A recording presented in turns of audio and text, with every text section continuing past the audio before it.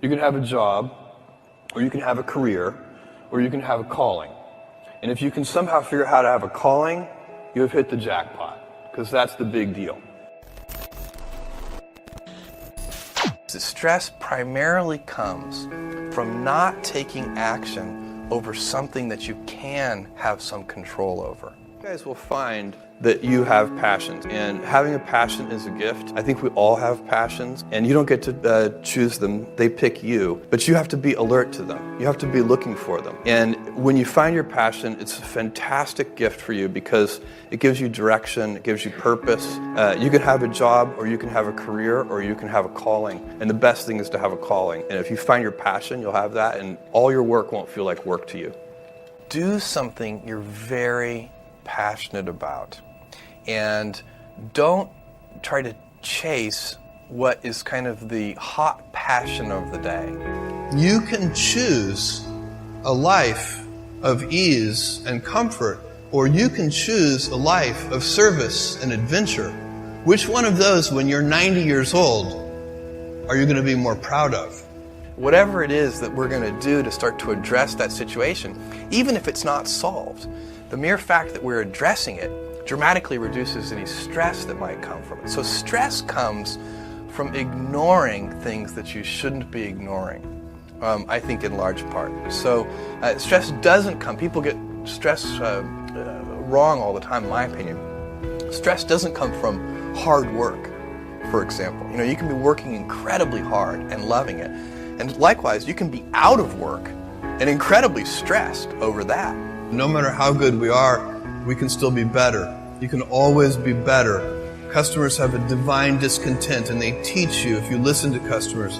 So we watch for that, and we see patterns, and we can find places where it's not working, something's going wrong, and that's really how I get the feedback, is from customer input.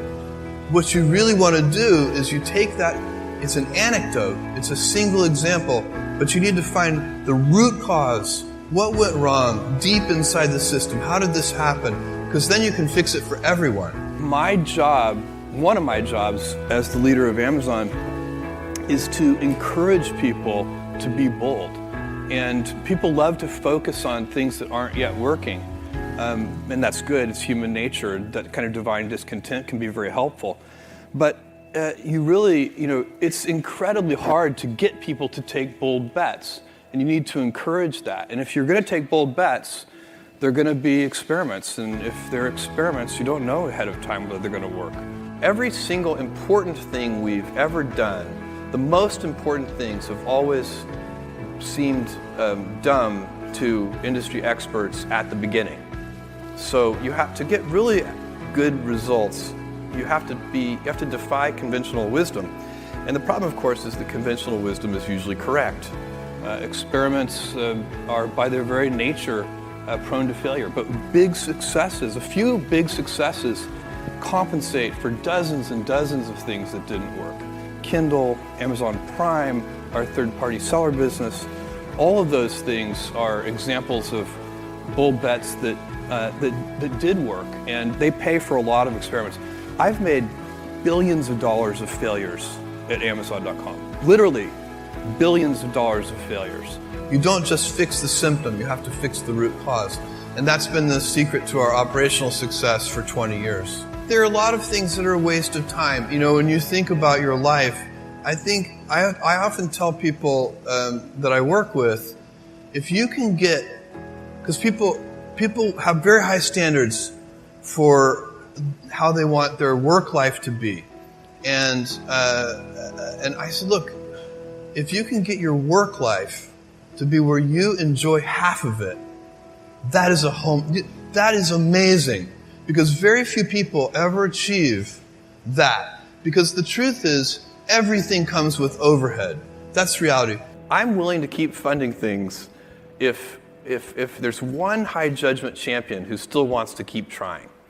And I think that's extremely important, because I think most companies, especially larger companies, give up on things too soon. It's companies that don't continue to experiment, companies that don't embrace failure, they eventually get in a desperate position where the only thing they can do is make a kind of Hail Mary bet at the very end of their corporate existence. Whereas companies that are, making bets all along, even, big bets, but not bet the company bets. I don't believe in bet the company bets. That's when you're desperate. That's the last thing you can do. What we're really focused on is thinking long term, putting the customer at the center of our universe, and inventing. Those are the three big ideas to think long term, because a lot of invention doesn't work. If you're going to invent, it means you're going to experiment, you have to think long term. So these three ideas, customer centricity, long-term thinking, and a passion for invention, those go together. That's how we do it. And by the way, we have a lot of fun doing it that way. Every job comes with pieces you don't like. And we need to say, that's part of it. And not resent those pieces, or try not to, but also try to minimize them. I tell senior executives, you should have the least stress. There's this weird, I think, false idea that CEOs, I'm a CEO, there's this false idea that CEOs are under the most stress. Well, I look at that, I'm like, why? You're in charge. That is true for most businesses, where you kind of proceed adaptively. It's step by step. You figure it out. You have a success, and then you kind of double down on that success, and you figure out what else you can do, what customers want. And everything we've done and all the success we have is at its root primarily due to the fact that we have put customers first. So you really need to be very clear with yourself. And I think one of the best ways to do that is this notion of projecting yourself forward to age 80, looking back on your life and trying to make sure you've minimized the number of regrets you have. That works for career decisions. It works for family decisions. It means step by step ferociously, and it's the motto for Blue Origin. Basically, you can't skip steps. You have to put one foot in front of the other. Things take time. There are no shortcuts, but you want to do those steps with passion and ferocity. You need to be nimble and robust. So you need to be able to take a punch, and you also need to be quick and innovative and doing new things at a high speed. That's the best defense against the future. And you have to always be leaning into the future. If you're leaning away from the future is going to win every time. Never, ever, ever lean away from the future. Being an inventor requires, because the world is so complicated, you have to be a domain expert. I mean, in a way, even if you're not at the beginning, you have to learn enough so that you become a domain expert. But the danger is, once you become a domain expert, you can be trapped by that knowledge. And so inventors have this paradoxical ability to have that 10,000 hours of practice and be a real domain expert, and have that beginner's mind. Have that look at it freshly, even though they know so much about the domain. A young person should find something that they're passionate about to do. And that's not going to surprise anyone. It's a clear thing to do. It's very hard. If you don't love your work, you're never going to be great at it. And that's the key to inventing. You have to have both. And I think that is intentional. I think all of us have that inside of us, and we could all do it, but you have to be intentional about it. You have to say, yeah, I am going to become an expert, and I'm going to keep my beginner's mind. You have to figure out how to set up your life in such a way that you can minimize the things. And I find people don't dislike hard work. What people dislike is being out of control. Like, they can't control their life. They can't control their environment. I think everybody has their own passion, their own thing that they're interested in. And then you're very alert to the things that are in the sphere of influence of that passion. My advice would be the same for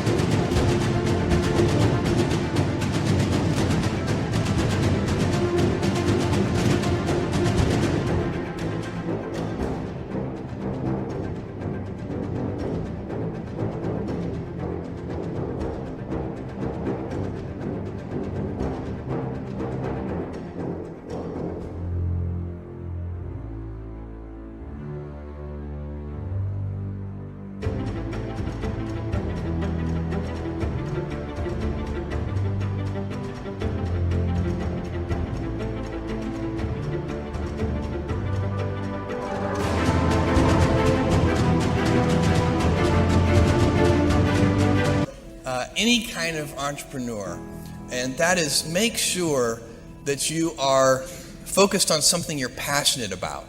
So if you look at the early internet companies, they were started and focused on doing something that they thought was very interesting long before the internet was fashionable in any way.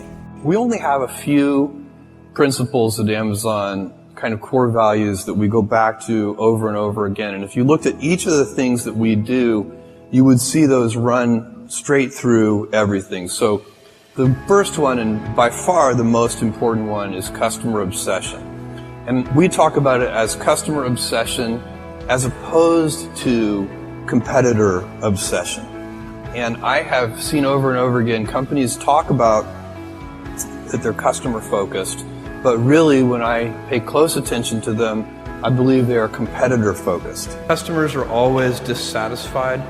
Even when they don't know it, even when they think they're happy, they actually do want a better way, and they just don't know yet what that should be. And that's why I always warn people, customer obsession is not just listening to customers. Customer obsession is also inventing on their behalf, because it's not their job to invent for themselves. The other thing I would suggest to any young person, even before they start their career, is to really think about their choices. You can get very fixed on your gifts. So everybody has gifts. There are a lot of things that you can be given, but those things can confuse you because they're not the things that construct your life. It's your choices that construct your life. You can't follow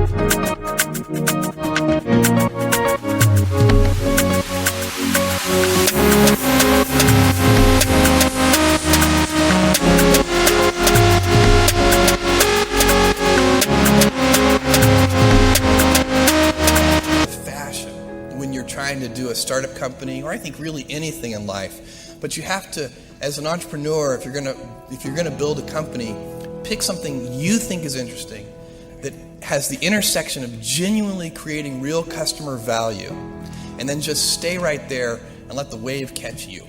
You know, you're very lucky if you have a career. A lot of people end up with a job. So it's not like I really have a choice to follow this passion.